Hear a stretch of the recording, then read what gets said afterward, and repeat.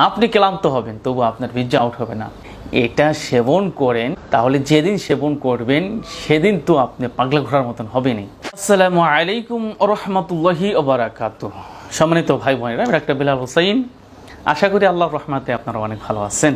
আলহামদুলিল্লাহ আমি অনেক ভালো আছি।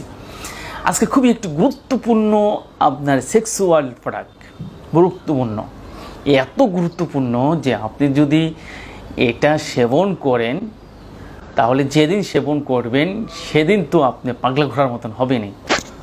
এত শক্তিশালী। আপনি ক্লান্ত হবেন তবু আপনার বীর্য আউট হবে না। এতটুকু বলতে পারি, যারা আগে অনেক পারতেন এখন আর পারতেছেন না, কিন্তু আগে দেখা যাইতো যে ঘন্টা ভেবে শেষ হতো না, তাদেরকে বলছি আপনার এটা খাওয়ার সাথে সাথে আপনাদের আবার হারানো যৌবন ফিরে আসবে ইনশাআল্লাহ। এত শক্তিশালী আজকে এই আপনার টিপসটি, এত শক্তিশালী। এটা সেবন করেন ইনশাআল্লাহ, আল্লাহর রহমতে আমি এতটুকু বলতে পারি যে আপনি দ্বিতীয়, তৃতীয়, চতুর্থ বিয়ে করতে রাজি হয়ে যাবেন, অর্থাৎ আপনি পাগলের মতো হয়ে যাবেন। এত শক্তিশালী আজকের এই টিপসটি। কিন্তু এটা কিন্তু কোনো প্রকার সাইড এফেক্ট না, এই কারণে যে এটা ন্যাচারাল প্যাথি। কিন্তু এখানে কোনো এই গনোরিয়া থেকে ওষুধ তৈরি করা বা এগুলি নেই, এর শুধু গাছগাছালি ধারা। এই কারণে আপনারা এই ওষুধগুলি নাম না চেয়ে আপনারা ওষুধগুলি দিয়ে চান, ইনশাল্লাহ পেয়ে যাবেন আমাদের কাছে। কারণ এই ওষুধগুলি আপনার রোগের উপরে বিবরণ তথ্যগুলি দিয়ে আপনার তৈরি করা হয়। আপনারা যারা প্রয়োজন হয় তারা ইনশাল্লাহ নিতে পারবেন, অসুবিধা নেই। এবং যারা চিকিৎসা নিতে চান তারাও চিকিৎসা নিতে পারবেন।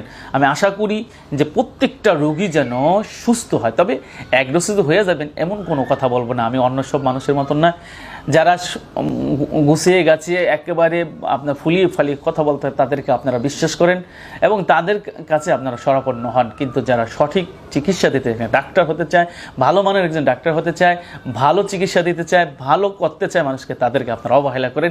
এটাই জাতির জন্য সবচেয়ে দুর্ভাগ্য। যারা জাতিকে নিয়ে ভাবে তাদেরকে আপনারা পা টেনে নিচে থেকে নিয়ে যেতে চান এবং তাদেরকে অপমান অপদস্থ করতে চান। আল্লাহ তাআলা আমাদের এই জাতিকে কবে বুঝ দেবে জানি না, তবে হেদায়েতের জন্য দোয়া করি। আল্লাহ তাআলা যেন আমাদের এই জাতিকে অতি দ্রুত একটি সুস্থ মস্তিষ্ক অধিকারী করে দেন। আমিন সুম্মা আমিন। আসসালামু আলাইকুম ওয়া রাহমাতুল্লাহি ওয়া বারাকাতুহু।